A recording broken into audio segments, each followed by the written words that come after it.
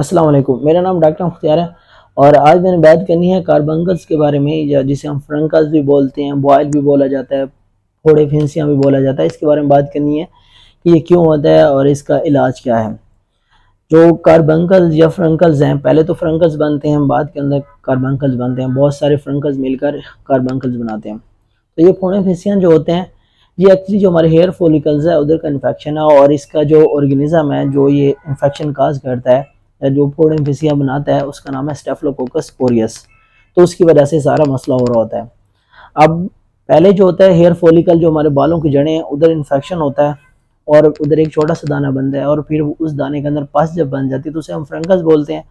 और जब 3-4 फ्रंकस मिल के फिर एक कार्बंकस बना देते हैं, जिसके काफ़ी सारे हेड्स होते हैं।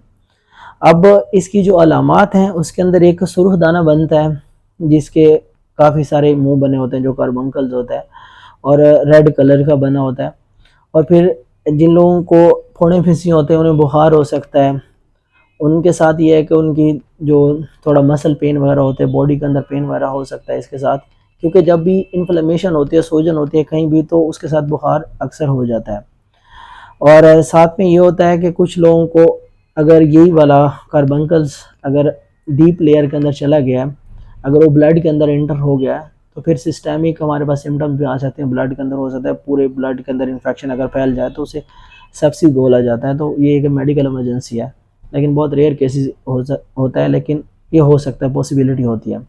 अब जो इसके प्री डिस्पोजिंग फैक्टर्स हैं जिनकी वजह से आपको फोड़े फिसिया या जो कार्बंकल या फ्रंकल्स हैं वो हो सकते हैं, उसमें अगर आपको पहले कोई स्किन का इन्फेक्शन चल रहा है, या फिर कुछ लोग जो माल न्यूरिश्ड हैं उन लोगों को हो सकता है। डायबिटीज़ अगर आपको है, अगर आप शराब पीते हैं, स्मोकिंग है, या पहले कोई इस तरह की बीमारी चल जिसमें आपकी जो इम्यूनिटी है वो कम हो गई है, कोई भी ऑटो इम्यून डिजीज़ चल रही है, तो उन लोगों के अंदर ये चीज़ बहुत ज़्यादा हो सकती है। या फिर कुछ लोग हैं जिनको पसीना ज़्यादा आता है, उन लोगों को भी जो फोड़े फिंसियाँ हैं वो हो सकते हैं। बाकी जो इसके लिए टेस्ट हैं, कोई स्पेसिफिक इतने टेस्ट नहीं है, क्लिनिकल डायग्नोसिस बनता है। मतलब सिम्टम देख के ही जो आपका डॉक्टर है वो आपको बता सकता है कि आपका कार्बंकल है या फ्रंकल है।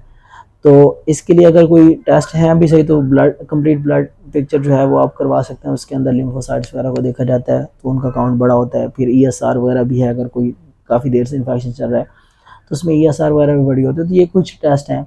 हाँ, बाकी ये है कि अगर कोई अगर आपने कोई एंटीबायोटिक खा रहे हैं और आप पे असर नहीं कर रहा, तो फिर उसके लिए जो कल्चर एंड सेंसिटिविटी का टेस्ट करवाया जाता है, जिसके अंदर देखते हैं कि इसके अंदर कौन सा बैक्टीरिया है और फिर उसके लिए कौन सी एंटीबायोटिक्स बेस्ट है। तो फिर वो कल्चर और सेंसिटिविटी का जो टेस्ट है वो करवाया जाता है, लेकिन वो बहुत कम होता है, ज़्यादातर इसके बगैर ठीक हो जाता है। अब इसका जो ट्रीटमेंट है, ट्रीटमेंट के अंदर हम एंटीबायोटिक्स ही देते हैं। एंटीबायोटिक्स के अंदर पेनिसिलिन वगैरह दी जाती है इसके अंदर। और अगर कोई रेजिस्टेंट बैक्टीरिया है तो उसके लिए फिर जैसे मेथिसिलिन रेजिस्टेंट स्टेफिलोकोकस ऑरियस है, तो उसके लिए वैंकोमाइसिन वगैरह इस्तेमाल किए जाते हैं। लेकिन नॉर्मल इसके जो जनरल मेजर है उसके अंदर आप एंटीसेप्टिक लोशंस या जो ऑइंटमेंट्स हैं वो यूज़ कर सकते हैं। साथ में एंटी बैक्टीरियल्स जो हैं वो भी ऑइंटमेंट्स, क्रीम वगैरह यूज़ की जाती हैं।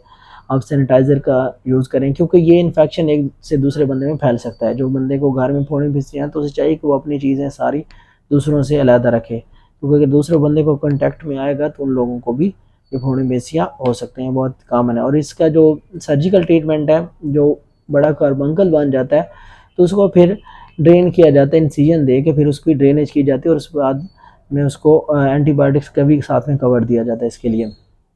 तो ये था फोड़े फिंसियाँ, या जिसे हम कार्बंकल या फ्रंकल या बॉयल बोलते हैं।